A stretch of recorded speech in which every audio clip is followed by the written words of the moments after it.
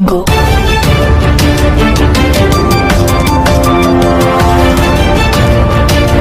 बर्तमान बड़ खबर पाणीपाग को नहीं बड़ सूचना नुआ अपडेट घनीभूत होउछि लघुचाप आज वर्षा ओडिशार 3 जिला को रेड वार्निंग तेज जाना क्यों सब जिला कौन रही डिटेल्स इनफर्मेशन ता पूर्व वीडियो को लाइक करूँ जदि पार्टी आपंकर सांग साथी मान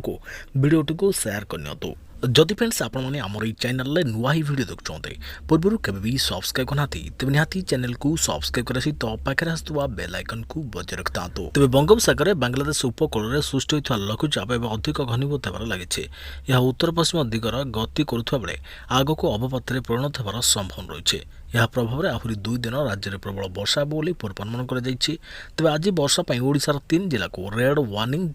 जारी कर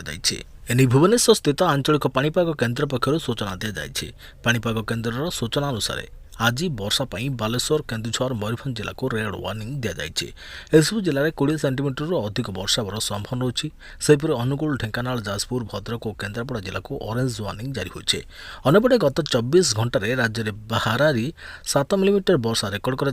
मयूरभंज जिलार कुसुमी सर्वाधिक 136 मिलीमीटर वर्षा रेकर्ड होती ओडिशा रे एबे मौसुमी सक्रिय रही लघुचापटी अधिक घनीभूत हेले राज्य में वर्षार परिमाण बढ़ीपे बोली पाणीपाग केन्द्र पक्षर आकलन कर तेज जून 8 तारिख में मौसुमी वायु ओडिशा रे पहुंची तेज यह प्रभाव में बर्तमान सुधा राज्य में 950 मिलीमीटर वर्षा होती जहाँकि स्वाभाविक 9% कम रही तेज मालकानगिरी और कोरापुट जिले में स्वाभाविक अधिक वर्षा होता बेले राज्य 10 रु अधिक जिले में निंटिया वर्षा होती।